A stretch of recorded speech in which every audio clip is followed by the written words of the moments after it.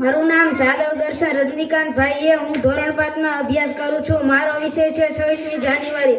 આજે ઉપસ્થિત મારા આદરણીય આચાર્ય શ્રી મહેમાન શિક્ષકગણો અને મારા પ્રિય વિદ્યાર્થી મિત્રો, હું આજે પ્રજાસત્તાક દિવસ ગણતંત્ર દિવસ વિશે બે શબ્દ કહેવા માંગુ છું।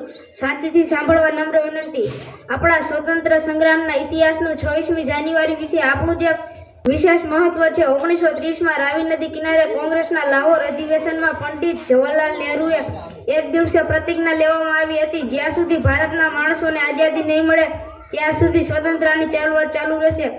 એ બધા સંઘર્ષો બાદ મહાન નાયકોએ સ્વતંત્રતા પ્રાપ્તિ તે માટે તેમને બલિદાન દેવું પડ્યું હતું। હજુ પણ તેમનું બલિદાન ભારતના નાગરિકો ભૂલી શક્યા નથી। સાર્વભૌમ સમાજવાદી બિનસાંપ્રદાયિક લોકતાંત્રિક પ્રજાસત્તાક ભારતનું બંધારણ 26મી જાન્યુઆરી 1950ના દિવસે અમલમાં આવ્યું હતું।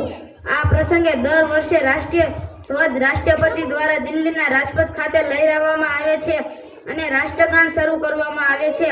આ પ્રસંગ બહુ ભવ્ય હોય છે, જેમાં આપણી લશ્કરની ત્રણેય પાંખો વાહનોની જેમ રાજપથ પર પરેડ કરે છે। જે કે 26મી જાન્યુઆરી 1950ના દિવસે ભારતનું બંધારણ, તેની સરકાર, રાષ્ટ્રપતિ અને રાષ્ટ્રધ્વજ વિશ્વનું સૌથી મોટું પ્રજાસત્તાક બન્યું। હવે હું અહીં મારા શબ્દ રોકવા માંગુ છું। મારું ભાષણ સાંભળવા બદલ હૃદયપૂર્વક આભાર। જય હિન્દ, જય ભારત। वाह, खूब सरस वक्तव्य आप्યું। चले गए जो हंसते हंसते बांध अपने सर पे, कफन उन शहीदों की बलि को मेरा सच सच नमन, सच सच नमन।